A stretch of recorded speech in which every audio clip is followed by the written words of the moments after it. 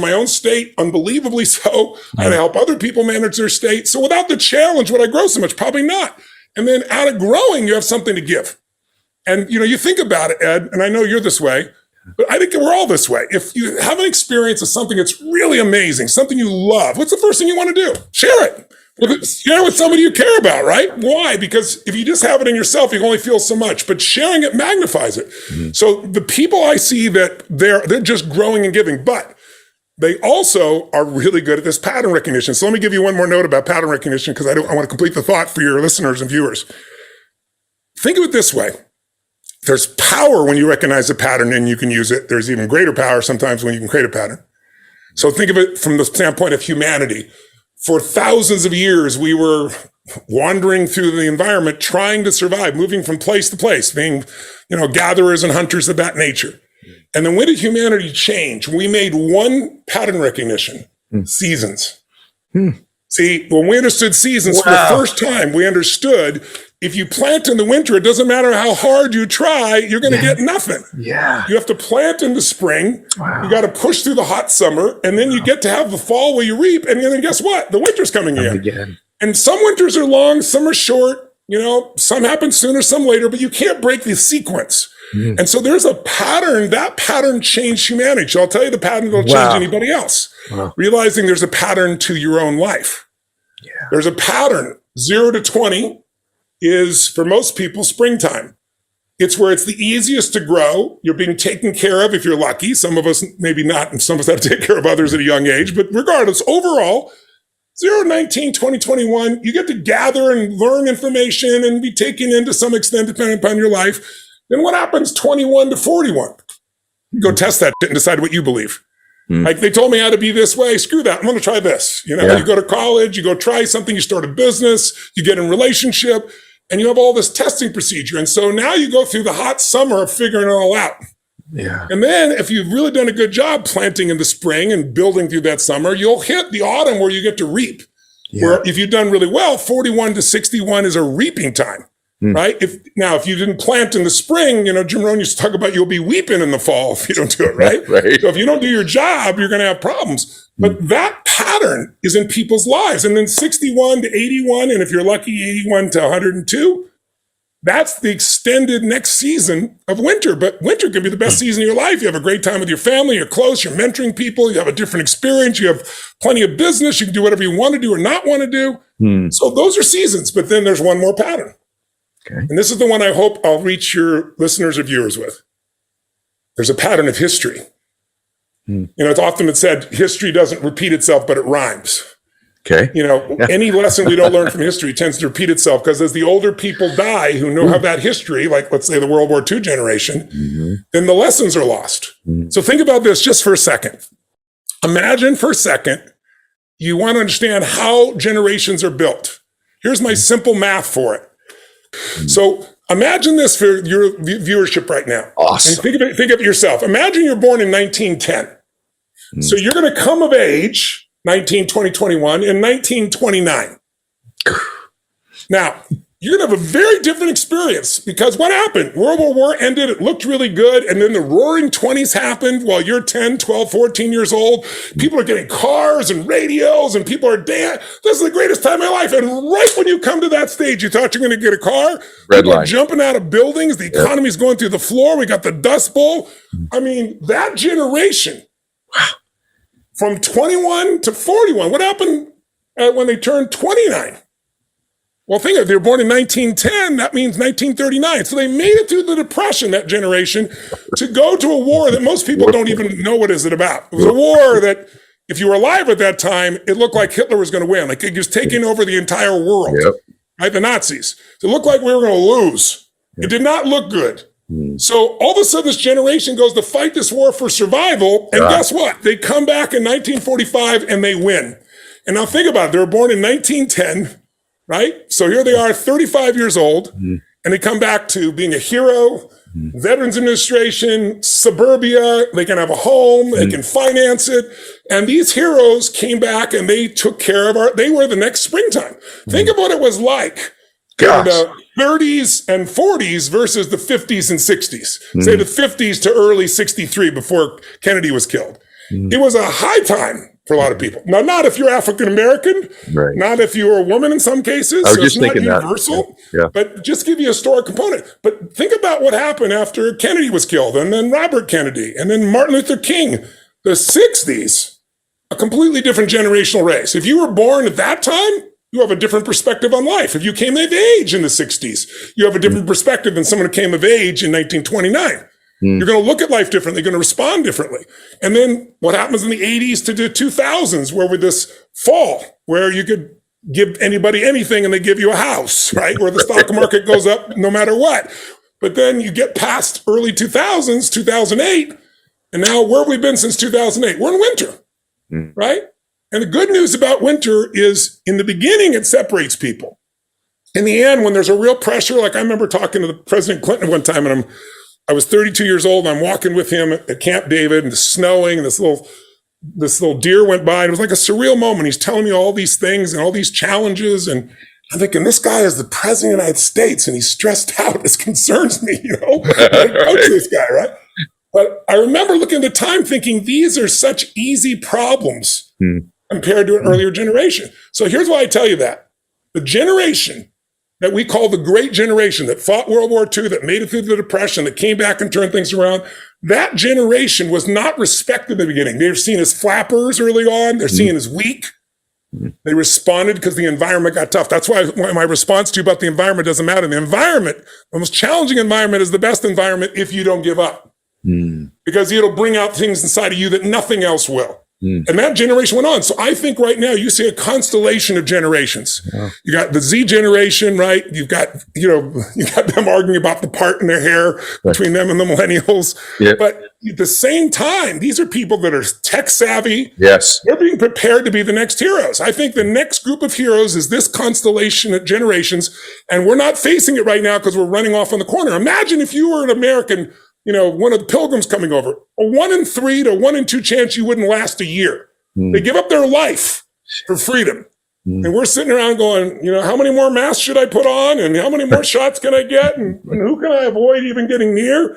I mean, it's embarrassing, but I think it has its limits. And I think there are a lot of people hitting their threshold right now and saying, you know what, I'm tired of living in fear. And I'm going to take my life back. I don't know how yet, but I'm going to find the people who got those answers. I'm going to get the answers and I'll make it happen. And so I'm one of those people. You're one of those people. There's lots more. But I think people have to decide to plant their feet and say no more.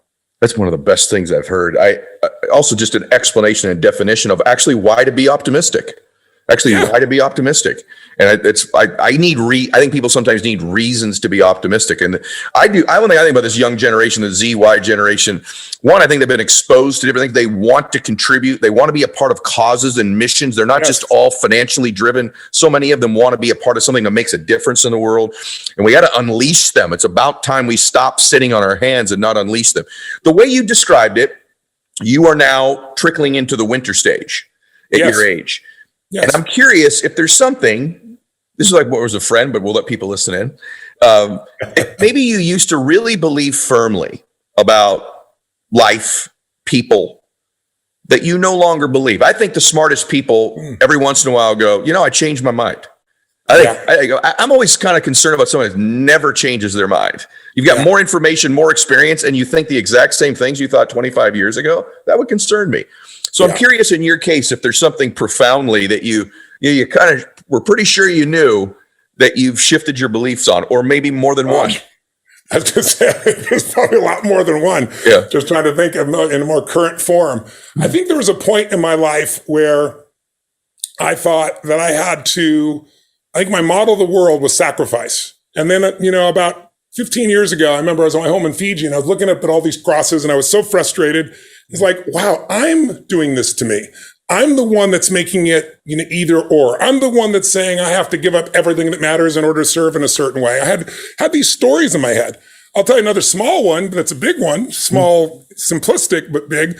I remember telling my wife, I will not have a child after 50. I mean, I've already got 4 kids. I got 5 grandkids. I'm not doing after 50 because I'm not showing up at my kids' high school graduation at 70. And now I'm going to be there at 81. Awesome. Congratulations. But that's also why I'm so glad I studied all the things I have. Now I got to live a lot longer. You got more I got the tools to do it. Yeah, that's so wonderful, brother. Is there? I got a couple more things because I get you here. Hard things to ask. Like I don't want to ask you the things you always get asked. So I get asked things, and these are the ones that I have struggle with. It's not. Is it okay to quit? Meaning, is there a point where, and how do you know if I'm on a path that's just not working? I'm in a business that's just not working, or I'm in a relationship that's just not working. I think we've created this culture that quitting is this horrible thing. If you ever quit, that's failing. Yes. And I think some people create this bondage around them almost in a relationship or in a business environment where pivoting even is like, a terrible thing to do. I'm just curious what you would say about that. That's a great quality question. It reminds me of one more thing that's changed within me because, I stayed in a relationship for 20 years where I was really not happy.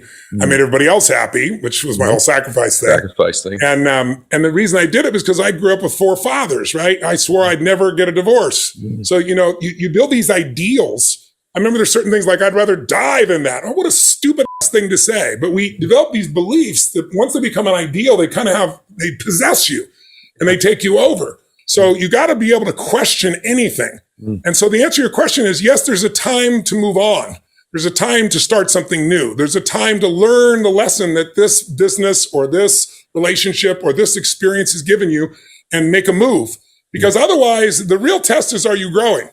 Like if you're in a relationship, it's a great relationship if you're constantly wanting to be better for the person you love.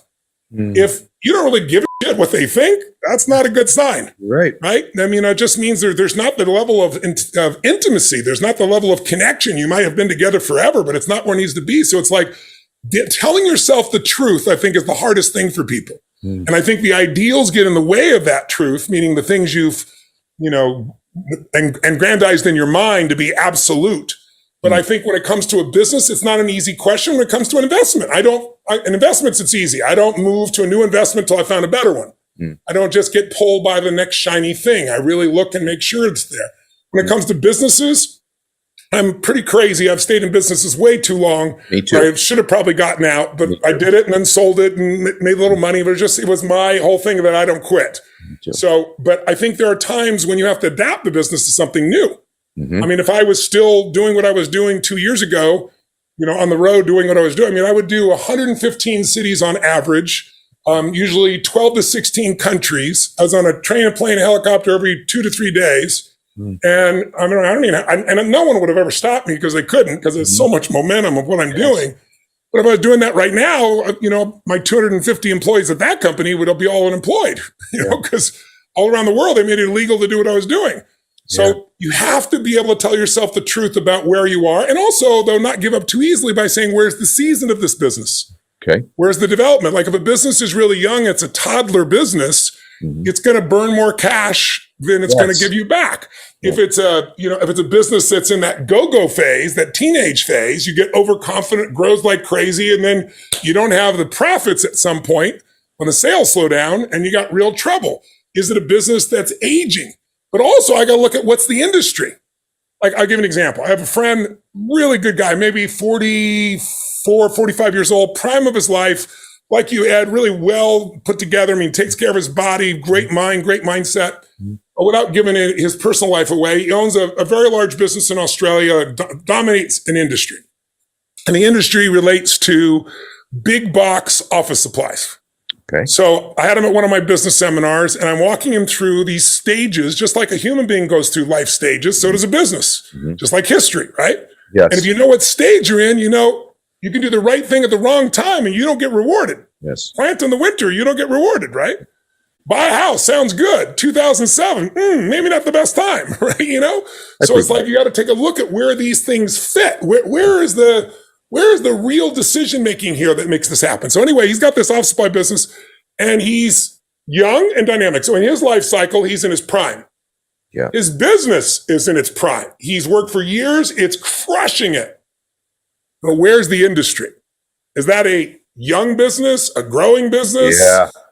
an aging business. Mm-hmm. I mean, there's no question it's an aging business. And I said to him, I said, you got to separate these out, because if you're using your brain intelligently, you got to sell this business, because even though you got a great business, the multiple is going to go down every year because the industry is going down. Yes. You take those resources and reinvest. So again, it's looking at things by telling yourself the truth, seeing what stage they're in, and seeing what stage the world's in. Because you might have the best idea in the world, but it's not going to work when everybody's shut in their homes, perhaps, depending upon what the product or service is. So you have to adapt.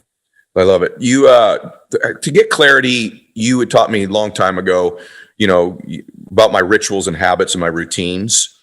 And I'm curious if there's anything new you're doing, or what your morning routine just looks like for you. Is there anything new to it? And take them through maybe just the big pillars of it. Yeah, the basic fundamentals is I get up in the morning. The first thing I do is I go in this freezing cold water, and I do it as a discipline, not only for the health of my body, because it moves everything in your body, it moves your lymph throughout your whole system, but it's also kind of been my mental discipline for about 7 or 8 years. It's like, I don't negotiate. There's never been a day where I wake up and go, I can't wait to jump in this freezing water. It's 55 degrees, right? But I don't say, oh, in a moment, or let me think about it, or let me do it later. It's like now. When I say go, we go. And I've trained my brain to do that, while I also give it a great physical benefit. And then I do what I call priming, which 2-minute version of it's just 10 minutes. Now, sometimes I do longer because it feels good, but I do it for 10 minutes because if I said do this for 20 or 30, people don't have time. But if you don't have 10 minutes for yourself, you don't have a life. So I do 3 things really fast. I change my body. And if people go to Tony Robbins /priming, there's a free video there. They'll show you how to do it. Awesome. But the essence of it is you change your breathing to awaken your body. And then I do 3 things. I spend 3 minutes where I focus on 3 things I'm truly grateful for, which sounds so basic. But I don't just think about it like seeing myself on a roller coaster over there. I imagine being in the front seat of the roller coaster, going over the edge so that I feel it. And the reason you use gratitude and you stack it every day is that gratitude destroys the 2 emotions that wipe out most people's quality of life, fear and anger. Think about it. What messes up your relationship? What messes up your body? What messes up your business? Fear and anger. So if you're in a situation where you're grateful, you can't be grateful and angry simultaneously. It's gone. Yeah. And instead of being grateful for some phony thing, you're remembering a real moment and you're reliving it in your body. So it activates your nervous system, not just your mind. And that's a big difference. So I do 3 of those. And then I do 3 minutes of these types of health blessings, so to speak, for myself and my family. And then I do 3 minutes on what I call 3 to thrive. I think of 3 things I want to achieve. And I don't wish for it, hope for it. I see it as done. I feel the celebration. I acknowledge, I give gratitude for it, and I own it. It sounds overly simplistic, but in 10 minutes, I'm primed, meaning my brain now is going to look and find the things I wanted to versus the old brain that we all have that's looking for what's wrong. And so by doing that each day, it makes it really simple. And then the last thing I tend to do is I try to make 1 text or phone call, or I leave an audio message for somebody. Yeah. To acknowledge somebody sincerely. Yeah. And I don't just go, oh, you did great, buddy, or you're really hot. I say, I saw you Tuesday when we were with those kids, and I noticed you were the only one that stood afterwards and spent the time with them. And I just want to acknowledge you for that and thank you for that type of thing. And then the last thing I do is I do the most difficult thing of the day. It's like I always try to start with the most difficult thing, because when you conquer that, everything else is easy. So if there's something I'm not looking forward to do, or there's a meeting I don't want, that's the one I do. Don't you think that lastly, the difficult thing creates momentum too, don't you? Once you it really does. And also it makes you, once again, just like starting the morning with something difficult, it's like train your brain. There isn't anything that difficult, right? Let's just go do this. Let's go handle it. It puts you in a state of action as opposed to a state of thinking. Okay. So good. All right. 2 minutes. I got 2 questions left. There are so many things in my life that you've said to me as a friend, and also just your work that's impacted me. But there's just this subtle thing you said one time. Like you said earlier, I think the success part, there's a science to, right? The fulfillment part is an art. And you had an experience where you just said, someone said, I'm paraphrasing, but being in a beautiful state. Yeah. And I then asked myself, I said, Ed, like, what percentage of the time, I'm always ranking things, what percentage of the time are you in a beautiful state? And kind of as a masculine dude, you're kind of like, it's a little bit weird, but how often am I just feeling in a beautiful state? And I didn't like the answer. It wasn't as much. What was your answer back then? Well, honestly, I think I said to myself, it was about 1% of the time. Ooh. And this is, what's crazy is when you hear beautiful state, some people think, like you said, it doesn't sound very masculine, but let me give 2 seconds of background. Yeah, please. And then just elaborate on it. Go ahead. Yeah. I mean, for most of my life, like help people accomplish everything, make it happen. And if you ask me, I was fulfilled, I'd say, of course I was. And I loved it. But there's different levels of fulfillment, right? If you've never smelled a rose and someone's telling you what a rose is like, you think you know to experience it. Yeah. So I had this experience in India. I go about every 2 years. And there was a friend of mine there who's built this amazing facility. And he had like 250,000 people showing up for his event. They expected they would have, I think they had 100,000 people and 250,000 people showed up and then 1.2 million by the next morning. And the guy that was there is a really smart guy. And so I had a conversation with his son and he was thanking me for all this work I've done. He goes, Tony, of all the things you've taught me, he said, I think maybe the most important thing is all the ways I can change my state. I can get unstuck. I can get myself to follow through. He goes, it is priceless. And he really thanked me. And I said, well, I really appreciate it. And more importantly, I'm glad you're using it, right? He goes, but I just have one little thing I'd like to ask you. He goes, you talk about if you're in a peak state, you get peak performance. Or if you're in an energy-rich state, a high-energy state, you're going to produce differently than a low-energy state or a lousy state. And I said, yeah. And he goes, well, what if you call those high-energy states beautiful states? I said, that's great, because it's not just happiness. A beautiful state could be excitement. It could be gratitude. It could be love. It could be kindness. It could be warmth. It could be, there's a million beautiful states. It's any high-energy state where no one has to tell you what to do. You'll do the right thing. So he goes, okay. And I said, so yeah, beautiful state's great. And then he goes, what if we took all those lousy states, those low energy states, those types of states, and what we call those suffering? And Ed, when he said that, probably kind of like what you experienced, it like gnawed at me a little bit. I was like, suffering. I don't like suffering. I don't suffer, but I do have times when I'm frustrated or stressed or overwhelmed. So I couldn't deny it. So I was like, okay, yeah, those would be suffering states. I felt this little trap going on in me. And I said, why do you say this? Yes. He goes, Tony, because I think it's the most important distinction you've made, but I like to use some other words around it. He goes, because I've set a spiritual vision for myself. I said, what's that? He said, my goal is to live in a beautiful state every day, no matter what. He goes, to me, that would be the most gorgeous life because, people have everything and they're miserable. They're pissed off. They're frustrated and so forth. He goes, you deal with them all the time. And I said, that is brilliant. I change it slightly for me. I'd say life is too short to suffer. To me, that's where it starts. Life's too short to suffer. How could I possibly suffer when I've been able to live this magnificent life? It's just the mind. If you don't direct this thing, it directs you. It's like you use the mind or it uses you. You use stress or stress uses you. And so I said, okay, so how am I going to do that? Because it's one thing to say it. It's another to develop the habits. Right? And when I found myself like getting on a plane, and I have my own plane now, obviously, but the time I used to go to Australia 4 times a year and I'd fly on Qantas. And when I moved to Florida, it became 20 hours each way, like a 40-hour trip for one little visit. And I remember getting on the plane and being so stressed. And I thought to myself, Tony, how could you be stressed? You're flying in a plane. You can fall asleep. You can, it's not my size bed, obviously, but I'm in first class and I'm very lucky. It's like, come on, what are you whining about in your head? And I realized what it was that they had no internet. So now I'm flying for 40 hours and what's happening? All my Slacks, all my emails, all my texts, it's all growing. Fortunately, I got this resolved in my head before I got lucky enough to have my own plane. And I remember when I got worked out, I got on a plane. I flew from here to LA. I got on a plane in LA and the captain comes on and goes, says, Captain Stubblebine, it's going to be a beautiful flight to Sydney. And then he said something I never heard before. He said, today I have a special announcement and it's this. We have, for the first time in the history of Qantas, international internet. Literally, people stood up on the plane and cheered and clapped. I want to stand up too, but everybody see me, right? So I stayed there and clapped in my chair.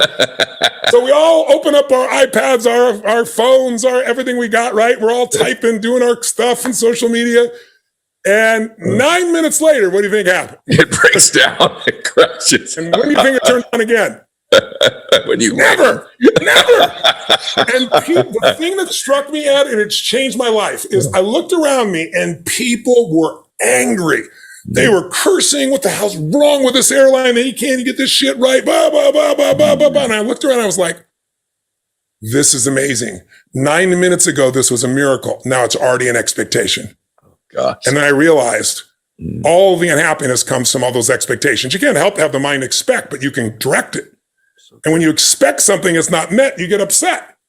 And it's like, if the only time I'm happy is when everybody meets my expectations, I got 105 companies, I got 3,800 employees on 4 continents. What are the chances someone's screwing up right now, meaning doing something different than I think they should? 100%. So it's like, I need to make it so that other people don't have to behave a certain way for me to be happy. I have my preferences of what I wish they do, Sure.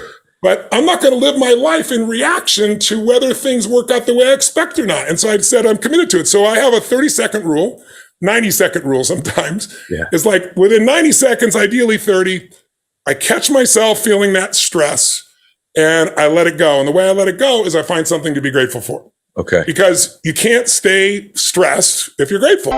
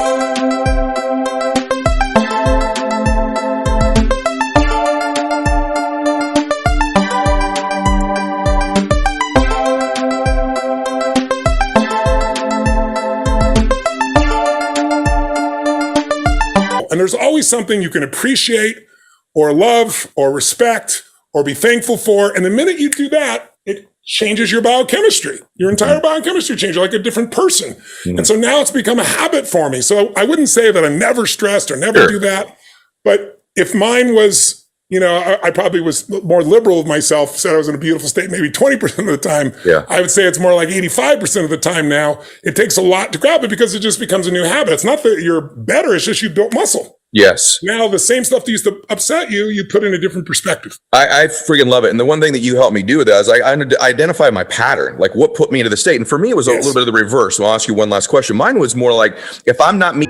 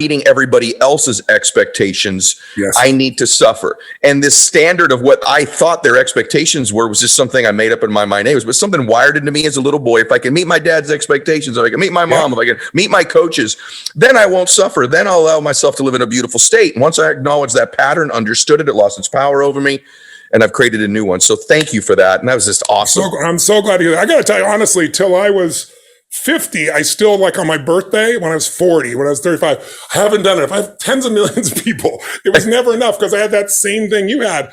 And then I have to sacrifice to make that happen. But I can honestly say at this stage of my life, it's like I wake up and I know I've accomplished plenty.